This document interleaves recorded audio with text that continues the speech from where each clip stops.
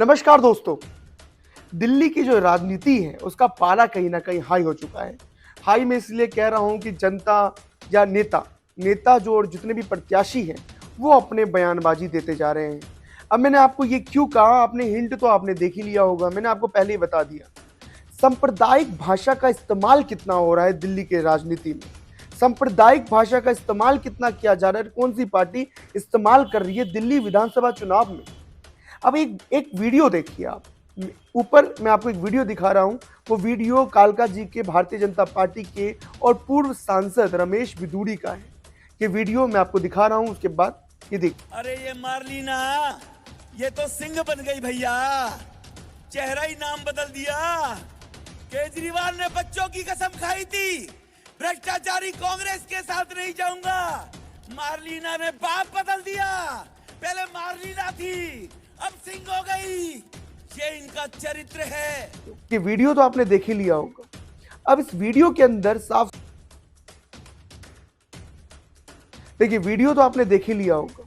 अब इस वीडियो के अंदर साफ साफ पता चल रहा है कि क्या भाषा और भाषा की मर्यादा क्या है, भाषा कौन सी इस्तेमाल की जा रही है और उसका मर्यादा भी क्या है। ये बात प्रत्याशी ने, रमेश बिधूड़ी ने कही है दिल्ली के मुख्यमंत्री आतिशी के लिए। जी, नेता अपने में ही बड़े हैं, बड़े बड़े हैं, उनका ओहदा भी बड़ा होता है। देखिए, नेता बड़ा नहीं होता, बड़ा होता है उसका पद, उसकी पद की गरिमा।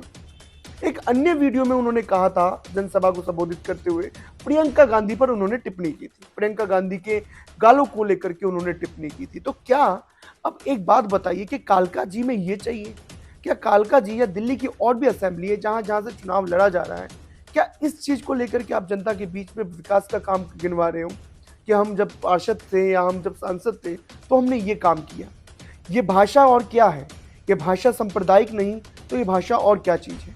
अगर इस तरीके से, इस स्तर से राजनीति की जो मर्यादा है वो गिर चुकी है, तो ये मर्यादा, ये स्तर बहुत ही घिनौना है और बहुत ही नीचे जा चुका है हमारे राजनीति का स्तर। एक टाइम में, जब टाइम में लोग बचते थे, निजी टिप्पणियां करते हुए बचते थे, लेकिन आज एक वो टाइम है जहां पर दिल्ली के चुनाव में इस तरीके से भाषा, अभी तो स्टार्ट हुआ है ये कैंपेन, अभी स्टार्ट हुआ है। अभी आप देखिएगा कि कौन से नेता कैसे, किस तरीके से भाषा का उपयोग कर रहे हैं। अब एक बात बताइए, यही वही रमेश बिधूड़ी है जिन्होंने पार्लियामेंट के अंदर दानिश अली पे किस तरीके से बयानबाजी किया था, हम सब ने देखा, और पार्लियामेंट में बैठे हुए सभी सांसदों ने, प्रधानमंत्री तक ने भी सुना, पर प्रधानमंत्री ने भी देखा। उसके बावजूद रमेश बिधूड़ी को कालका जी से भारतीय जनता पार्टी का प्रत्याशी घोषित कर दिया जाता है। उसके बाद उसके बाद क्या होता है तो आप लोग जान ही रहे हैं कि किस सभा में किस तरीके से मर्यादाओं का नेता, खास करके मर्यादाओं का, अपनी बोलचाल और मर्यादाओं के ऊपर अवहेलना नहीं करते, खुलेआम अवहेलना कर रहे हैं, खुलेआम सांप्रदायिक भाषा का इस्तेमाल किया जा रहा है। क्या ये भाषा राजनीति में शोभा देती है? क्या इस भाषा से आप जनता का विकास करेंगे? क्या ये वही भाषा है? क्या ये भाषा कोई मैनिफेस्टो में है जो आप किसी के आप सरनेम के बारे में बोल रहे हैं? क्या ये चीज़ मैनिफेस्टो में है? आप विकास पर बात करना चाहिए, नेताओं को विकास पर बात करें, आप विकास पर बात कीजिए। आप इस तरीके से भाषा का उपयोग करने से बचिए। लेकिन जो स्तर राजनीति की इन दोनों हो चुकी है, वो स्तर हम सबके सामने है। किस तरीके से भाषा का मर्यादा तो बिल्कुल खुलेआम लुटाया जा रहा है, खुलेआम जो कहते हैं पर्सनल टिप्पणियाँ की जा रही है, निजी टिप्पणी की जा रही है, निजी जीवन में व्यक्ति का क्या है, निजी जीवन में व्यक्ति क्या कर रहा है, उसके ऊपर भी टिप्पणी की जा रही है। अब ये भाषा कहाँ तक गिरेगी, ये भाषा आगे कहाँ तक रहेगा, कहाँ तक इसका स्तर रहेगा? दिल्ली का चुनाव जैसे जैसे करीब आता जाएगा, संबोधन, जनता को जो जो नेता संबोधन करेंगे, ये नेता अपने स्तर कितना गिराते जाएंगे आगे, और भाषा का मर्यादा कितना गिरता जाएगा, ये हम सब और हमारे दर्शक भी दिल्ली के चुनाव में देखेंगे ही। लेकिन क्या हमारे जो दर्शक है बेबाक की, मैं उनसे पूछना चाहूँगा कि यह भाषा शोभना ही है? मतलब ये भाषा शोभा देती है? क्या ये भाषा जनता की विकास की ओर लेकर के जाता है? कि क्या इस भाषा से क्या ये प्रतीत नहीं होता कि गुंडागर्दी, कितनी गुंडागर्दी है आपके अंदर, आपके बोलचाल में कितनी गुंडागर्दी है? या फिर आप एक ऐसे नेता हैं जिनको पता ही नहीं है कि क्या बोल रहे हैं? आप अपना भाषण लिखवा के आना चाहिए। अगर कुछ ऐसे नेता हैं समाज के अंदर, जो नेता निजी टिप्पणी करते, जो नेता महिलाओं के ऊपर टिप्पणी करते, उनको अपना भाषण लिखवा करके आना चाहिए, उसके बाद भाषण देना चाहिए।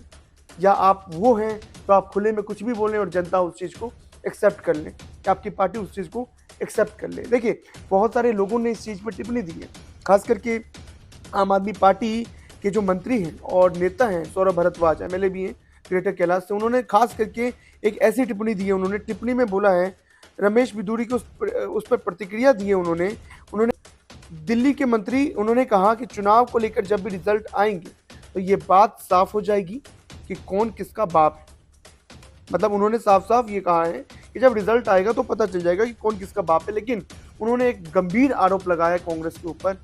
ये आरोप क्या है? आरोप ये है कि कांग्रेस ने प्रियंका गांधी की टिप्पणी को लेकर के कुछ नहीं किया, कुछ ऐसी प्रतिक्रिया नहीं दी। लेकिन हमने देखा होगा कि आज जिस तरीके से कांग्रेस ने इस चीज़ को लेकर के प्रोटेस्ट किया, यानी कि उनके साउथ एवेन्यू में जाकर के, उनके बंगलों के सामने जाकर के प्रोटेस्ट किया गया यूथ कांग्रेस से। लेकिन क्या, मैं बस ये वीडियो बनाने का मेरा एक ही मकसद था कि क्या राजनीति में इस तरीके की भाषा का कोई स्थान है क्या? क्या जनता से ये भाषा कहीं भी रिलेटेबल है क्या? क्या उनके विकास से कहीं ये भाषा रिलेटेबल है क्या? आप लोग हमें कमेंट सेक्शन में ज़रूर बताएं, और ये भी बताएं कि आने वाले टाइम में और भी किस तरीके से भाषा का प्रयोग हो सकता है दिल्ली के चुनाव में।